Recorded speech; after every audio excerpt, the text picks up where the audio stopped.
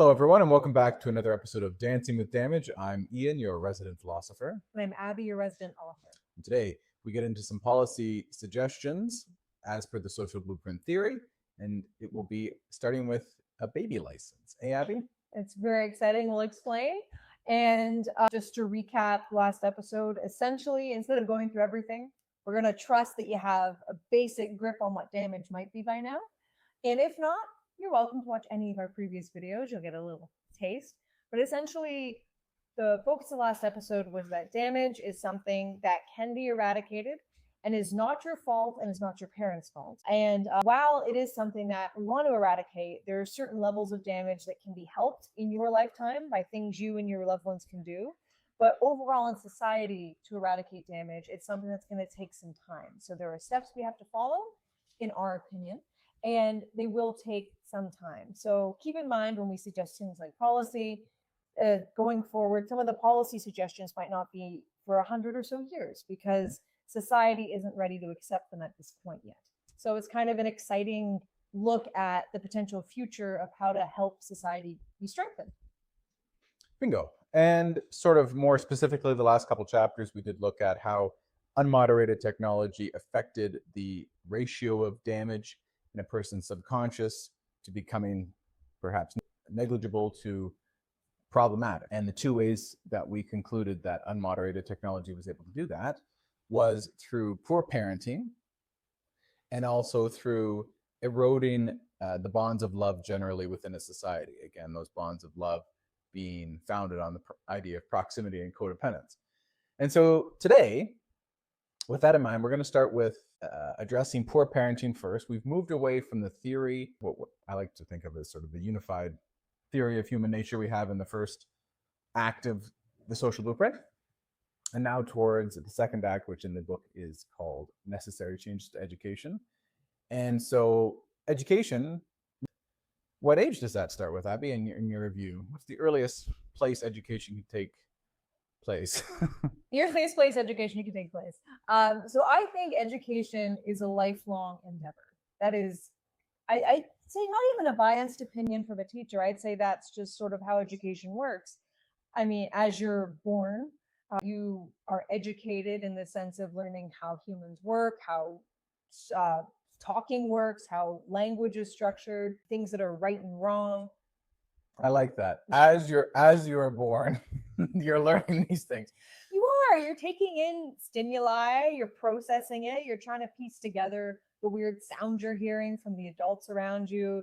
You're trying to piece together what all the colors are. Your color vision slowly becomes more adept, unless you're Ian, in which case it never comes in. Yes. Well, certainly I agree. I think education is something that is always happening. I agree with that. We have policy suggestions that start before even the child is born. Mm-hmm. Because as we've established in our theory about the subconscious and how the architect, which is instinct, the builder, which is the subconscious, and the interior decorator, which is like the conscious mind or memory, we know that the subconscious is the area that's really under attack by unmoderated technology, and that's sort of from conception, essentially, until around the age of 5, let's say, just for simplicity's sake. Mm-hmm.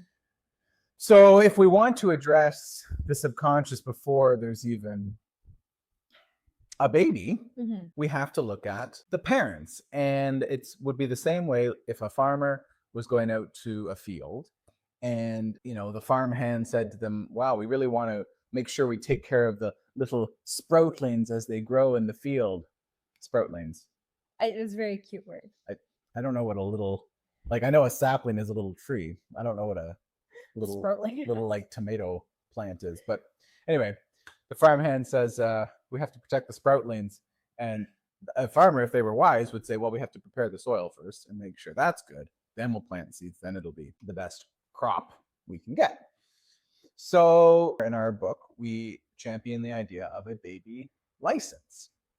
And before we get into that specifically, I'll turn it over to Abby. But the way we thought of it when we were developing it was, for example, driver's licenses are ubiquitous in every developed first world country that I'm aware of. Yes.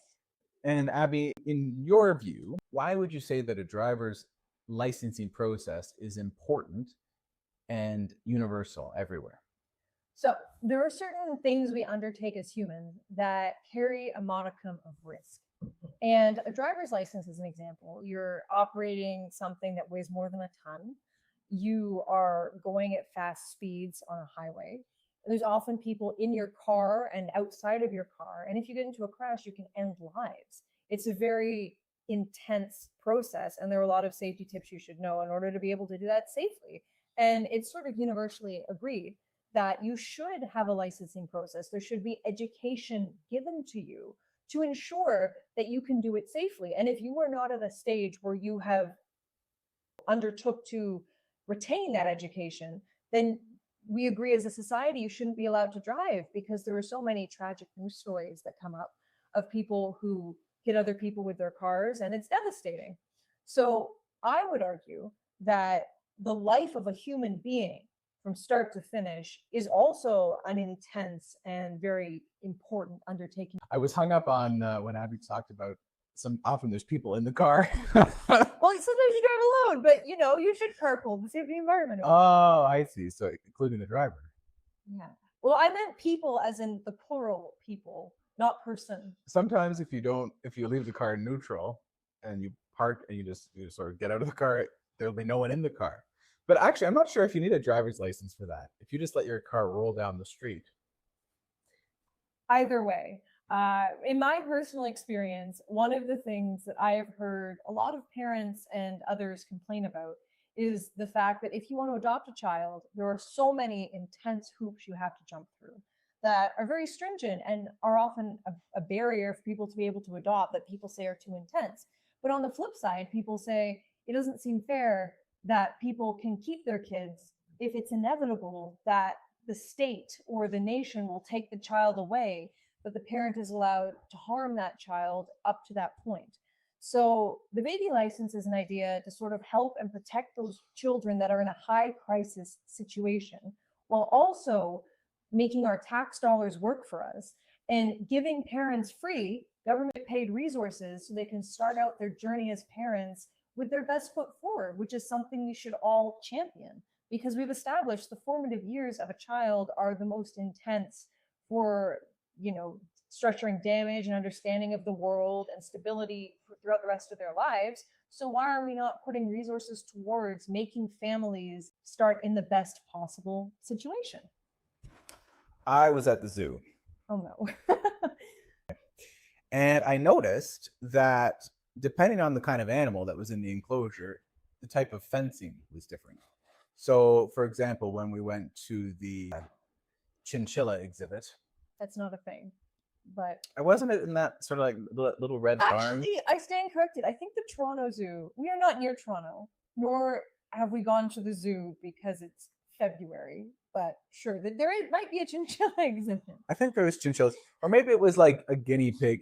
Anyway, it was like, I think for a younger, the farm tour. Anyway, so there was the guinea pigs, or there was A hound. Yeah, they don't have They don't have domestic dogs, but boy, if they want him, he'd be great, I'm sure. Sure, science would have a lot of questions about this guy. So the guinea pigs, or like for example the goats, they didn't have that intensive a fence. They kind of had just a normal farm fence you would see. And then if you go to like the tiger exhibit or the bear or the rhino exhibit, they had these deep ditches and these high concrete walls, and sort of even sometimes the fence kind of doubled back on itself, so there was no jumping out. And really, that's the same principle here, because in the zoo's mind, the more risk is associated with the animal, then the more protection is needed to make sure that there's no problems. Mm-hmm. And so in the same way as a society, we accept that if there's an activity that carries risk, we put safeguards in place. It's only natural. Look at firearms. Do you agree that we should have safeguards on those?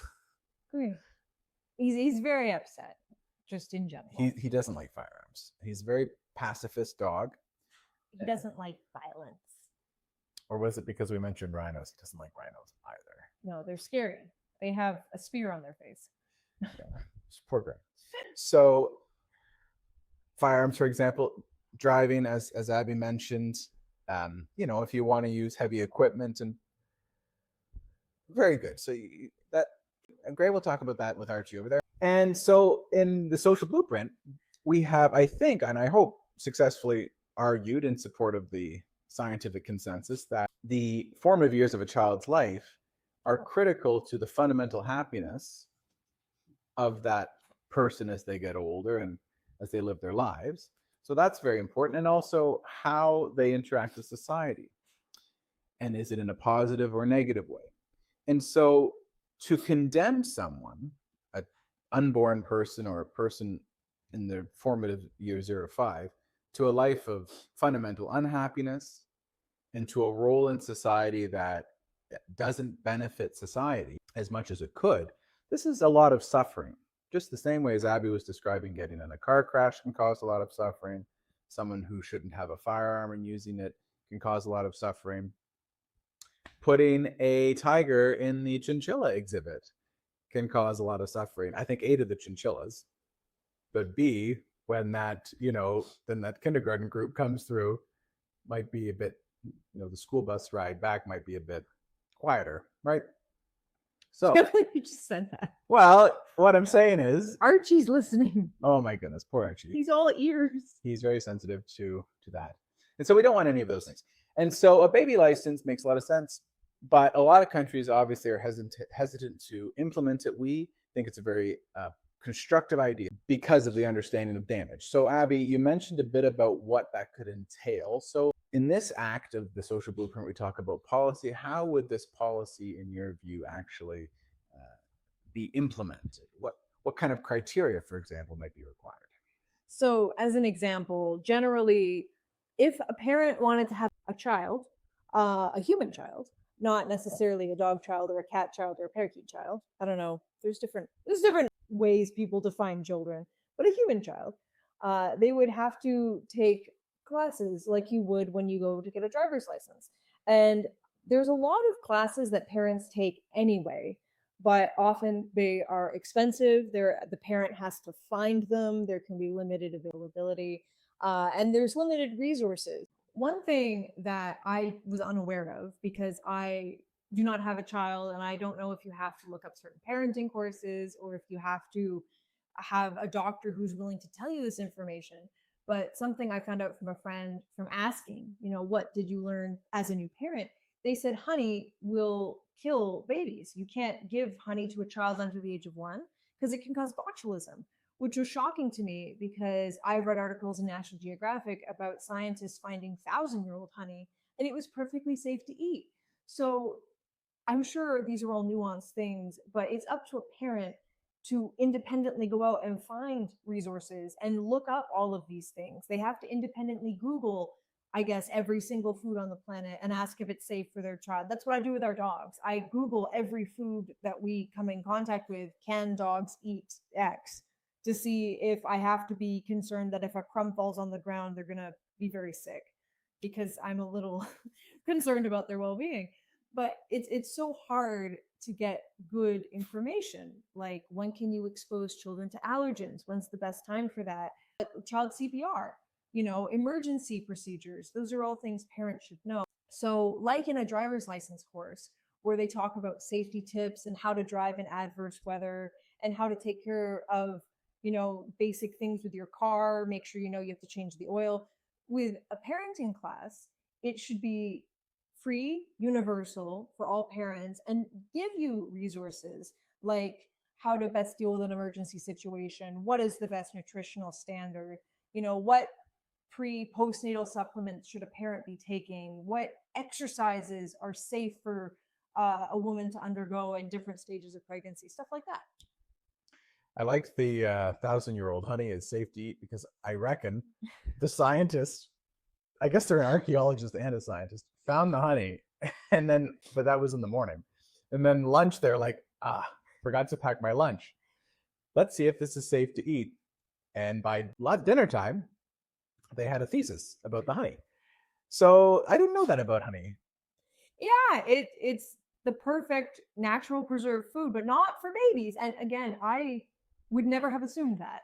It makes sense when explained to me from people who understand, but it just baffles me that we don't have a universal source that will just tell parents things like this that you wouldn't think to Google unless you're being a little neurotic and Googling literally everything you can think of. Because there's so many rules that don't necessarily make sense with how adults conduct their lives. So the same way is if you want to drive a car, you need a driver's license. We can all appreciate that standpoint. If in our theory, a person would want to raise a child, they would have to have a license. And we can talk a bit about what would happen if there was a child but no license in a little bit. Suffice it to say, the same thing would happen as basically if you're not allowed to drive a car, if you don't have a license, you wouldn't be allowed to raise a child if you didn't have a license. The logistics of that we'll talk about a bit later. But in terms of the administration, like Abby was saying, we believe, and we argue in the book, that to attain a license, it would have to be obviously done before the raising of the child starts. Just like if you want to use a firearm, you have to get the training before you start using it. Very important. It could start right as someone or a couple or however the family unit is set up. But certainly at least one person is going to raise the child or would have to attend courses well in advance of the birth of the child, because at the end of the day, child planning is part of the child having the best chance in life. Hey, Abby. Indeed. And I also think it makes sense that a parent undertakes to go to these kinds of courses before a child is born, because a lot of the questions that come up for parents, there was a book that came out, What to Expect When You're Expecting. It then became a movie. I think J-Lo was in it. And the point is, the reason this took off is because no one talked about different physiological things that happen when a woman is pregnant. No one talks about the potential emotional changes, the physical changes, the unexpected curveballs, the symptoms that you should panic about, and the symptoms that are totally normal. It's sort of like when you hit puberty for the first time. If you don't have someone guiding you through that, that can be very alarming for all people. And when you hit puberty for the second time, it can be alarming also. But don't worry, there's probably a movie with J-Lo in it to help you through that as well. My point is that that's another area where people are kind of on their own, and we shouldn't have to be like that. We are social creatures. Humans have collectively a lot of knowledge. So why don't we have a collective resource? If we can collectively have training to, become pet groomers, in order to be a pet groomer, actually, no, better one, to be a hairdresser. In Canada, you have to be a licensed hairdresser. It is actually a crime to cut hair for somebody and accept money if you are not a licensed hairdresser. I did not know that. It is true. So if you have to go through training to cut someone's hair, which is arguably, for the most part, lower stakes than raising a child, I think that's not too controversial of a take. Well, I mean, hair can be very important. Yeah. You want to look your best when you're going to your parenting courses. Yeah, I'm just saying, if as a society we can agree that to cut someone's hair, make sure we don't chop an ear off, make sure that we know how to safely use scissors and whatnot, and that we have the training for sanitation and stuff. If we can agree that we need training to do hairdressing, how can we not agree that we need training to raise a human being? It just seems like a very good idea. Abby speaks very persuasively. I tend to agree that's a good way of looking at it. And again, getting down to the nuts and bolts, we argue that the baby licensing should occur far before the birth of the child. Again, because that would show family planning, which is important for the success of the child and the family generally, but also, as Abby said, include mandatory courses. And although we all live busy lives and the idea of having to go to a course once a week or something like that is a drag, the benefits, a stitch in time saves nine.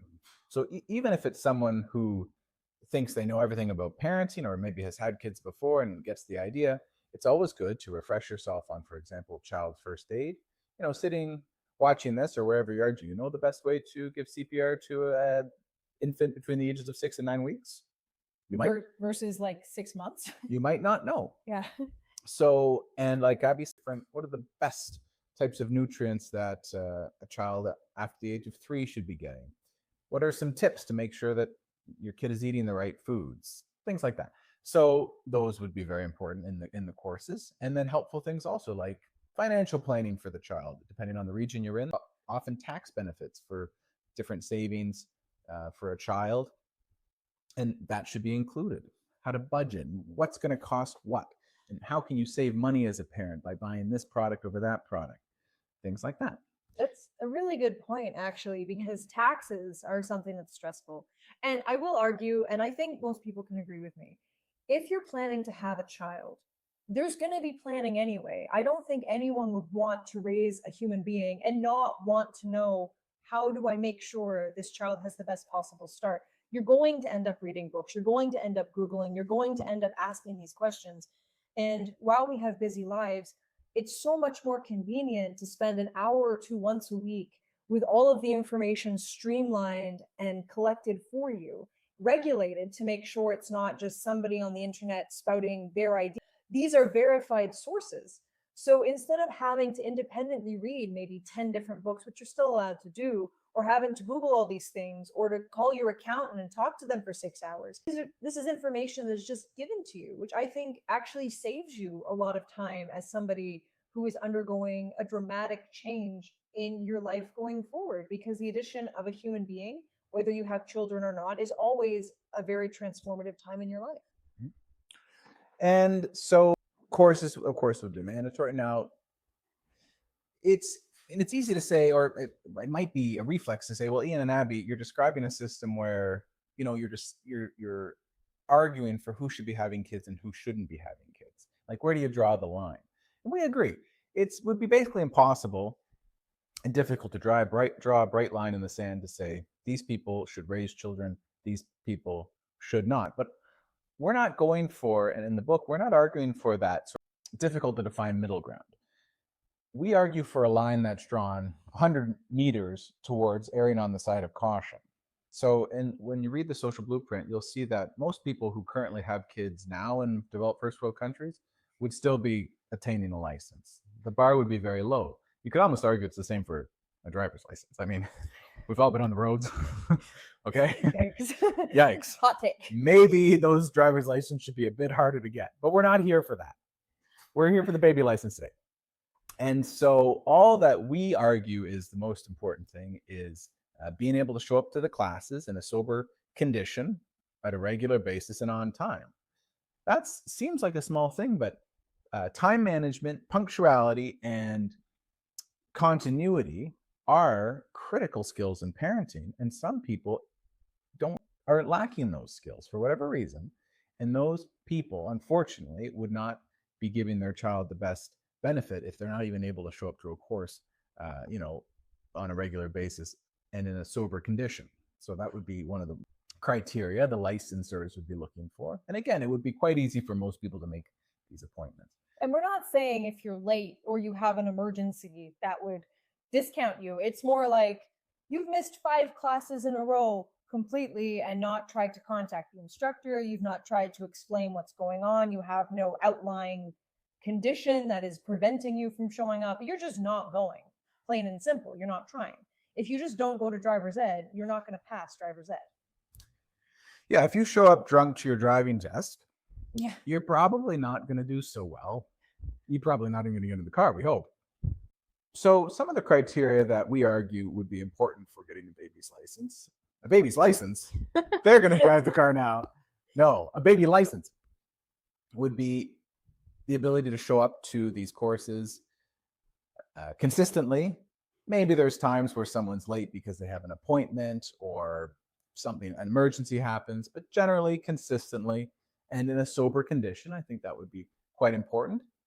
And have home safety and stability in their lives for the child to be raised in.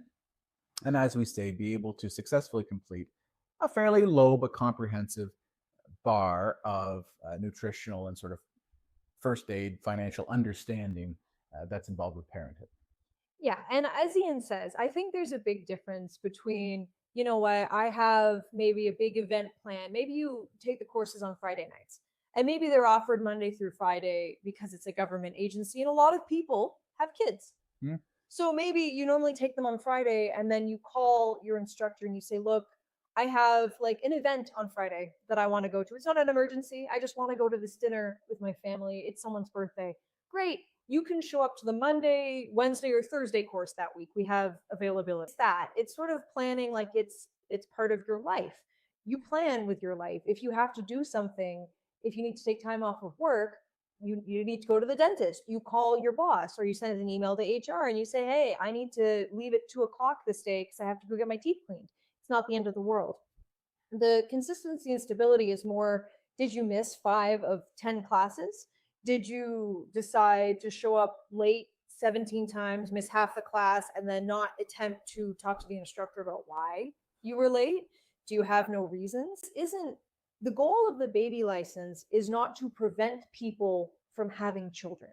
The goal of the baby license is specifically to make sure that parents are equipped to undertake such a dramatic and important element of what it means to be alive. If this is a path you are on, you need to be equipped to flourish on this path. Why would you want to be set up for failure? And largely, the goal of this is to not only help parents get the resources they need so they don't have to work so hard to try to find them and panic that they're missing something. But on the flip side, in Canada, we have something called CAS, Children's Aid Society. And there are people, unfortunately, who are not fit to be parents. These are people who are often, they neglect their kids, they leave them alone for hours and days on end without supervision. They are addicted to substances which prevent them from being able to do basic parenting things. And I'm sure that you unfortunately know someone or can think of an example of someone like this where the state or the nation will eventually take the child away and put them in the foster care system. But there are a lot of barriers and hoops that people have to jump through to be able to get those kids out of a very bad situation. So the goal of this is to just look at the most extreme cases, the cases where you know that a child should not live in those conditions, but allow for intervention before they have to go in undercover and build a case to prove a child is being abused. This is to go in and be able to remove the kid and say, hey, you are addicted to a substance while pregnant. We are going to take the kid as they are born because you are currently not able to take care of that child.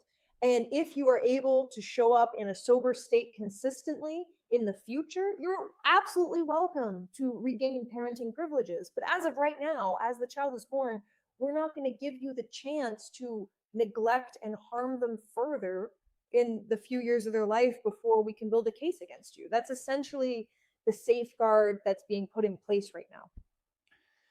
So yeah, Abby's right. I mean, the baby license, it's going to have shortcomings if it's implemented, but it does also serve not only to hopefully reduce the amount of children who are born into dangerous home environments, but also show how serious the act of having a child is for the happiness of that child and the effect it can have on society. Regrettably, a child who is born in a very maladaptive home and suffers a lot of trauma, there's an expression that hurt people hurt people. In other words, people who are traumatized and, as we call it in the social blueprint, damaged, have a tendency to, as in our theory, be self-destructive, but also antisocial in different ways. And again, not their fault. It's a product of the subconscious, and we understand the human physics behind it. But it's something that is a serious thing, just like we were talking about the firearms and the driver's license, and all these things are very serious. So the part of the baby license role is to raise that, because right now there's no guardrails on the activity of raising a child, which gives society the message, well, it's not that important or serious of an activity. Anyone can do it. It doesn't need any special training. It's so simple, but that's very untrue. That's what we want to focus on. And the second thing is, even though it can be a sensitive matter to say, well, this activity needs to be licensed, that for so long has not been, consider that in most first world countries, I don't know about all of them, but certainly in Canada and around the world, if you want to adopt a child, the same measures we've argued for the baby license are already in place for the activity of adopting. So why, as a society, would we give a better chance to people who are being adopted than we would people who are just being raised without the process of adoption? Why do we place less importance on the futures of those latter group? Makes no sense. And so we'll probably wrap up there. But all in all, we hope you think about the idea of a baby license. Think about what kind of criteria you think are really important. Again, erring on the side of most people being able to get a license, so as not to Discriminate. discriminate, and so as to put the main focus and attention on the well-being of the child, which is where it squarely should be in our view, for the theory of damage and for the theory of improving society in the long run. Yeah. We basically just want to give parents their best possible start and also protect those children who are in what would be a crime situation. Basically, the air of caution is if the way a parent is treating the kid is a crime and will be found as a crime in court, those are the children we want to put into better homes sooner. So it's hopefully a positive, pro-social, good investment into society that will help rather than hinder. So hopefully you like that. We'd love to hear comments down below. And as always, we hope you have a great day. Have a great day.